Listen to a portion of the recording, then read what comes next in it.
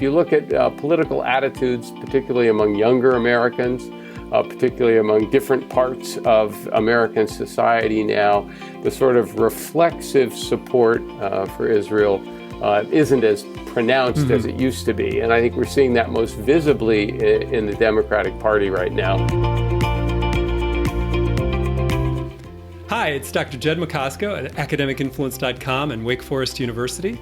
And today we have a special guest from Harvard. This is Professor Stephen Walt. And Stephen is going to tell us a little bit about how he got started in his career, starting at the very beginning. So, Professor Walt, you want to go right into that? Sure. Well, I come from an academic family. My father, in fact, was a physicist, started out in nuclear physics. I was born in Los Alamos, New Mexico, because he worked at the lab there. And he left, switched fields into geophysics. But I grew up sort of being a bit of a science nerd due to his influence, and also a big history buff. My father was interested in history as well. And as a kid, sort of 12, 13 into high school, I also read a lot of history, especially military history. Went off to college actually intending to be a biochemist. I started out as a chemistry major at Stanford, and it took about a year for me to realize that God had not put me on the planet to do organic chemistry. And at that point, I switched to a history major and realized very quickly that the only history I really cared about was international history. So I discovered that Stanford had an international relations major, switched one more time to that, and sort of from the moment I started doing that as a serious project or as a serious endeavor, it was what I wanted to do. I wasn't bad at it, and I really enjoyed it. So the only decision I then had to make was whether or not to go to graduate school and get a PhD and become an academic, or say go to law school and do something that I thought would be more practical. And as you know, I took the former course, and it's worked out very well. I've been incredibly fortunate throughout most of my career. Yeah, well, tell us about how it worked out in terms of the good fortune you've had. Like, what happened first, second, and third, and how did you rise up, in our estimation, to be one of the most influential people in your field? Well, one way of looking at it is that I managed, for a variety of reasons, and maybe it was just a process of maturation, to perform relatively better sort of at each stage. I was a better student in college than I'd been in high school. I was, I think, better at doing graduate school than I had been in college. When I started my academic career, things went pretty well. So some of it I'll take some credit for, but there was also an extraordinary amount of good fortune. Most people, when they pick graduate schools, kind of don't know what they're doing. It's also, I think, true for picking colleges. We try to be informed, we try to do some research, but we don't know very much about what's going to work out. In my case, I applied to 6 different graduate schools when I was getting ready to go get a PhD. And in fact, when I applied, UC Berkeley was last on my list, mostly because I'd spent my entire life in California, or almost my entire life in California, in the Bay Area, and I really wanted to get out and see something else. But by the time I got through the process of being either accepted or rejected at various places and touring a bunch of different campuses, Berkeley had risen from number 6 to the place that I ultimately chose to go. And that was a godsend. If I think about both the faculty I worked with there, but also the fellow graduate students I had in the program, I learned an immense amount from all of them. And that was just an act of good fortune. If I'd gone someplace else, I think my career would have evolved in very different ways and might not have done nearly as well. And what years were you in Berkeley? I started in Berkeley in the fall of 1977 and finished the degree in 83, but I actually left Berkeley in 1980, moved east, worked in Washington for a year, and then got a fellowship up to Harvard, actually to the Kennedy School. So I wrote my dissertation actually at Harvard, even though it was a PhD degree from Berkeley. Okay, so from your PhD time to now, what has happened? What have been these series of godsends and good fortunes that you've had from then until now? Well, here's a big one. We I think often forget the degree to which circumstances over which we have absolutely no control play a role. So in some respects, my career was aided by some large political forces that had happened in the world long before I got interested in the topic. For example, in the United States, during the Vietnam War, most people who went to graduate school and studied political science and studied international relations didn't want to study international security topics. The study of war became very unfashionable in graduate schools because it was the middle of Vietnam. What that meant was that 10 years later, when I was going to graduate school, there wasn't a previous cohort of people studying that were now assistant professors or associate professors. In a sense, there was an empty space in the academic ranks. Now, about the time I was finishing my PhD, Ronald Reagan was president. We were going through what some people called the new Cold War. Tensions with the Soviet Union were very high. And all of a sudden, there was lots of interest in questions of arms control, international security, things like that. So universities wanted to hire people like me, and there wasn't a set of people right in front of us. So people in my particular professional cohort had lots of opportunities. It was just an act of luck, good timing for which I can claim no credit at all. But it's one of those things that helps keep me humble. It's partly the hard work we do. It's partly insights that we may have along the way, but a lot of professional success also just turns into, random acts of good fortune. Absolutely. So where did you go? What offers did you end up taking? I ended up getting just one job offer. There's another sort of bit of good fortune there that the year I came out and went on the job market, I got 2 interviews and I got one offer at Princeton University, and I only got that offer because Princeton chose to hire 3 people in the field of international relations that year. That's quite unusual to hire that many. They hired 3 people, and I'm 95% sure that I was number 3 on the list. So if they'd only hired 2, which would have been perhaps more typical, I don't know what I would have done. But in any case, I spent 5 years at Princeton. That went pretty well. I published my first book, started publishing articles, as we academics do. And after 5 years at Princeton, I actually got offers for tenured positions at both MIT and the University of Chicago, and chose to go to Chicago, where I spent the next 10 years.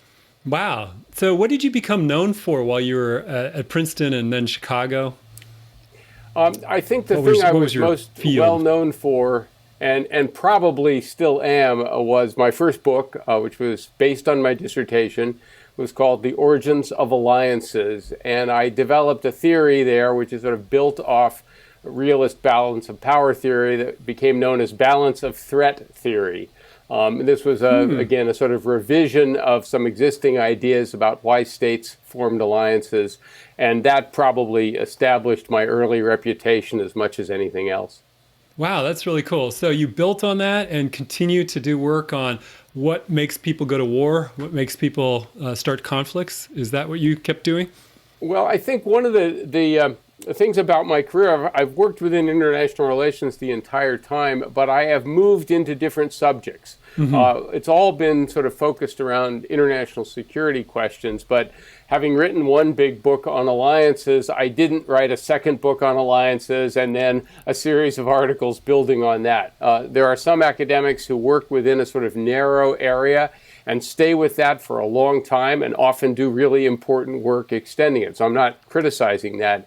But in my own case, I tended to move into different topics. So my second book was on revolutions and the international effects of domestic revolutions like the French Revolution, Bolshevik Revolution, Mexican Revolution, etc., which was a different set of topics that I got interested in. And then after that, I moved on, and my next book was actually on U.S. foreign policy, which I wrote after I left Chicago and came to Harvard. So U.S. foreign policy, now, did that put you in a position where you were an advisor to the U.S. foreign policy people, or? Not really. I mean, I've never been in government. I have had a number of sort of consulting positions for different government agencies. I've gone to meetings where they want to consult with a group of academics. So there's been a certain amount of indirect advising in that way, but I've never actually, hooked up with a presidential campaign and tried to get into the inner circle, and then go off to Washington and screw things up there. So this never appealed to you or to your family? Do you have a family in Boston or Boston area? I do. I've been married for almost 30 years, and we have two children, 27 and 25 now. It's actually quite a political family. My wife's been involved in local politics here where I live. And I would have actually loved the opportunity at some point to go into public service, but for a variety of reasons, not least of which the fact that some of my views were at odds with sort of the conventional wisdom on U.S. foreign policy. Those opportunities didn't open up. Okay, so tell us now. You got to tell us what are your views that are at odds with our foreign policy? Well, the answer has two parts. So back in 2006, John Mearsheimer, a former colleague from the University of Chicago, and I published an article in the London Review of Books on the Israel lobby in U.S. Politics and its impact on U.S. foreign policy. This was a very controversial article, got lots of attention, lots of criticisms, and eventually led to our getting a book contract and writing a book, which we published in 2007 on the same topic. And I think it was sufficiently controversial that I became somewhat radioactive, at least within policy circles, for a long time. And that meant that, say, the Obama administration was not going to, reach out and put me into any kind of a position. It would just have been too controversial. And then second, 2 years ago, I published my latest book, which is called The Hell of Good Intentions, America's Foreign Policy Elite and the Decline of U.S. Primacy. And it's really a critique of the way in which our foreign policy establishment has managed U.S. foreign relations since the end of the Cold War. So it looks primarily at the Clinton, Bush, and Obama administrations, although as I was finishing it, Donald Trump got elected, so I had to rewrite some parts of it and add a chapter on Trump as well. And again, because it's an attack to some degree on the existing establishment, it's not all that surprising that the establishment didn't sort of reach out and say, let's give that guy a big job. So that's interesting how it all went down. It wasn't your desire. It was things that you had done that then prevented you from going into public service. Now, we're probably going to be interviewing your old colleague, John Mearsheimer. What was the thesis of your book and of that paper? The central argument is that here in the United States, we have all sorts of interest groups in all sorts of areas, in labor, in farm, in medicine, big pharma, Wall Street, etc. And one of the interest groups in foreign policy is the set of organizations and individuals that we labeled the Israel lobby. These are various groups like AIPAC and others who operate in the American political system to maintain, for the most part, unconditional U.S. support for Israel. We made it very clear there's nothing, conspiratorial, illegal, inappropriate about this. This is as American as apple pie. It's the way our political system operates. And our argument was that, A, these groups had had an enormous impact on American Middle East policy, and secondly, that influence was in fact harmful both to the United States but also to Israel. And that therefore what we needed was maybe the same set of groups, but for those groups to be advocating a different set of policies. That was the basic thesis of the book. We laid it out in considerable detail, talking about impact on our relationship with different countries in the Middle East and to some degree with other countries as well. Needless to say, this got attacked by the various groups in the lobby and by a number of other people.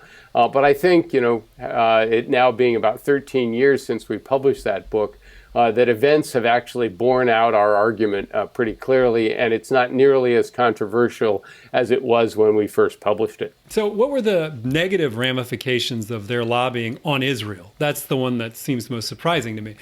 Well, among other things, we felt that this had prevented Israel or insulated Israel from some of the consequences of its own actions, and in particular, the occupation which we felt was threatening Israel's democratic character, that instead of getting some kind of two-state solution, we were going to end up with a one-state solution, precisely because the United States, even though it had been managing the so-called peace process for 20 years, had basically bungled the job because it could only put pressure on one side. Clinton, Bush, Obama all wanted to try and push for a two-state solution, but they really couldn't push Israel very hard. And the result of that is that Israel has been headed towards becoming essentially an apartheid state, which I think is a terrible thing for Israel and doesn't bode well for its long-term future. And I think, again, that's the trend we see. Something that I say with no pleasure whatsoever. It's one of those things where I wish we'd been wrong. So it is headed that direction. Is there still hope? Could things be reversed? What should the next president do? Well, I don't think the next president, whoever it is going to move in that direction. I think it's pretty clear Trump is not going to, based on what he's done in his first term. And I think if there is a Biden administration, that's not an issue they're going to want to spend a lot of political capital on, given all of the problems the United States is facing at home and abroad. They're just going to try and keep that on the back burner for as long as possible, which means the various trends taking place on the ground in the region will continue. I am by nature an optimist, so I don't think any situation cannot be reversed. But in this case, I think the forces pushing in one direction are much more powerful than the forces that might want to push in some other way. And we're just going to have to see how this plays out over time. And how did that lobbying group get so much more leverage than other lobbying groups? Or do they all have this much leverage? Do the NRA, all these other lobbying groups have so much power? Well, again, some lobbies, and the NRA is a great example, do have extraordinary impact. You could point to the farm lobby as well as a good example of that. I think the power of the so-called Israel lobby is pretty clear. First of all, American Jews have been very successful. They are very active in the political system, very high rates of political participation. They've been successful economically, so there's money to throw at the problem. And if you want to be an influential interest group, having some money that you can use in various ways helps as well. There's been a lot of motivation, not with the entire American Jewish community, but with a segment of it as well. And there's been an alliance between groups like AIPAC and various Christian evangelical groups that for theological reasons have been strongly committed to supporting Israel in various ways. So that's one factor. The other factor is there really isn't a countervailing force on the other side. So, there are some cases where you see, lobbying groups who come up against well-organized opposition. Think of sort of, Wall Street versus organized labor. Right? That can be a fair fight, at least in some circumstances. Or industrialists versus the environmental movement. In some cases, each side will win some, each side will lose some. You could probably say that with respect to abortion rights and the right to life movement as well. So some cases it's a fair fight. In this case, it really isn't. You have a set of sort of well-organized, well-connected organizations that have been working for a long time to build capacity and build influence. And the groups on the other side, Arab American groups, some Palestinian American groups, are just nowhere near as influential, don't have as prominent a place in American society, have not in many cases been in the country as long with the ability to sort of figure out how the system works and operate within it. So you put all those things together, and if you're an average politician who doesn't really care one way or the other about this issue, and you say, well, gee, if I go with AIPAC, nothing bad is going to happen to me, and I might get a little bit of support. If I go the other way, I'm going to get a lot of opposition from them, and no one's going to come to my assistance. It's a pretty easy call. One final point, though, is this situation is starting to change. If you look at political attitudes, particularly among younger Americans, particularly among different parts of American society now. The sort of reflexive support for Israel isn't as pronounced as it used to be. And I think we're seeing that most visibly in the Democratic Party right now. But I think that's going to slowly change this situation, but it's certainly not going to reverse itself overnight. Mm-hmm. Interesting. Well, that really makes it clear to me now. There is the chance that your book and your arguments had an effect on people who are making the lobby for Israel themselves, because you were arguing that it's bad for Israel. So were there any instances of people who are lobbying for Israel, reading your book or talking to you, saying, you know what, you're right, this is bad for Israel? Did that ever happen?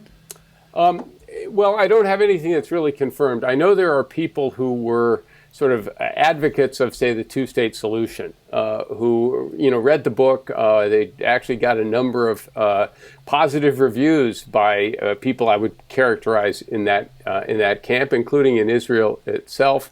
And I am told that this may have had some indirect effect on groups that were trying to sort of form a different set of organizations within the lobby. And so we may have inspired a little bit of rethinking there, but nobody's ever called me up and sort of laid out chapter and verse explaining it. I mean, I do think the biggest impact of that particular book was simply to make it possible to talk about this issue.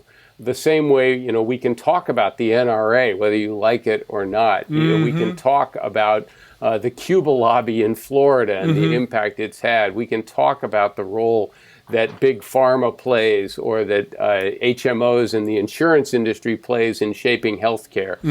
Until we wrote the book, it was really hard to talk about this subject without being attacked, without being marginalized and smeared. And one of the reasons we did it was we were in a position to say what we thought needed to be said. And I think that has at least helped, bring some fresh air into the discussion. What position were you in? How did you avoid getting tarred and feathered as an anti-Semite?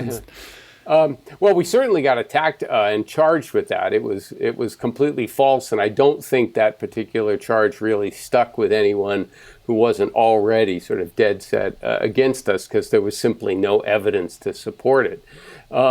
But both Professor Mearsheimer and I were, full professors. We had tenure. We had tenure at two prominent universities.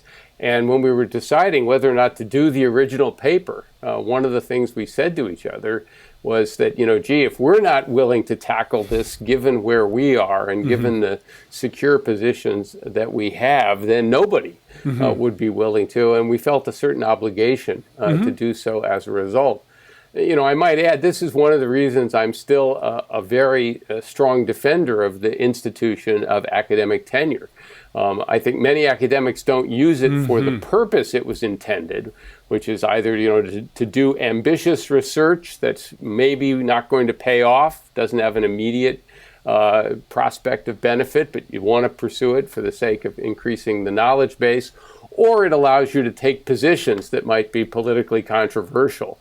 And in that case, that's what we were using. We were using the fact that we had job security to say something that might have otherwise had some professional consequences. Very good. Well, I'm really glad you did it. Are you glad you did too, as well? That you're... Absolutely. Okay, it's one of the things in my career I'm proud of. So are your two kids sad that you're not a political person now and somewhere in Washington, but they're glad you did that? I have no idea. I've never really asked them, but they're not sorry we did it. Good. Well, as we close out this interview, I want to turn our attention to current events. You talked about sort of that second thing was looking at America's primacy after the Cold War and how it's diminished. That's been a theme of, for example, the Democratic, convention that's going on currently. People are talking about how we've lost the primacy. What do you think is the contributing factor to that? And do you see, again, any changes in that? Is it a good thing that we've lost primacy? Is it something we can regain or should regain? Yeah. Well, part of, I think, being the most powerful country in the world has lots of benefits. The principal one being you're just more secure if you're stronger than everybody else, and you don't have to be as worried about various dangers that might emerge in different parts of the world. And I think there are sort of two reasons why the United States is not in the really dominant position we found ourselves in when the Cold War ended and the Soviet Union has collapsed. One is just sort of natural tendencies occurring elsewhere that the United States really could not have prevented very readily. China was going to become more powerful once they adopted a market-based economic system. It was simply not going to remain as poor as it once was. So, we might have been able to operate in ways that slowed its rise a little bit, but that's primarily due to the ambitions and energy and hard work of the Chinese people, and we weren't going to prevent that from happening. Similarly, in the 1990s, Russia was really flat on its back. Almost complete economic collapse after the Soviet Union broke up. And eventually they got their act together. They haven't come back to anywhere near the level that the Soviet Union was. The Russian economy is in fact still smaller than Italy's, for example, but they're no longer completely, inconsequential, and we have to take them into account in various ways. So to some degree, the diminution of American primacy was due to circumstances beyond our control. Unfortunately, we also did a number of things that accelerated this process. In the book, I argue there's a certain amount of hubris here. We believed back in the 1990s that the world was basically converging on the American model. We had found the magic formula for success, and all we had to do was sort of spread this around the world in the form of democracy and open markets and trade and globalization. And everyone would gratefully accept this American model and would all live happily ever after. And we were going to do that peacefully if possible, but if necessary, through military force. Now, that was done rather gingerly in the Clinton administration, but with much more enthusiasm in the Bush administration, and the results have been almost a complete failure. $6 trillion spent on the wars in Iraq and Afghanistan. And just think of all the things that might have been done with that money in this intervening period. We have, I think, alienated a number of countries that would otherwise have been much more favorably disposed towards us. I think the process of enlarging NATO almost without limit poisoned the relationship with Russia. That relationship might have been a little bit delicate, but not as bad as it has subsequently been. And finally, globalization, which I think was on balance a good thing, was pursued with such enthusiasm and such disregard for the domestic consequences here at home that we've now had a real backlash against it in the form of Donald Trump and others. So some of this we couldn't have prevented, but if we'd been a lot smarter from 1993 through sort of 2020, we'd be in a much better position today. And the real question as we look ahead to the next administration, whoever's in charge, is whether or not we'll learn the right lessons from the past 25 years or so, or whether we'll keep making the same mistakes that we've made in the past and that have given other countries the opportunity to catch up. Interesting. Fascinating stuff. Well, thank you so much for your time, Professor Walt. This has been truly fascinating. I've learned so much, and we really appreciate you taking time with us. Not at all. It's a pleasure talking with you.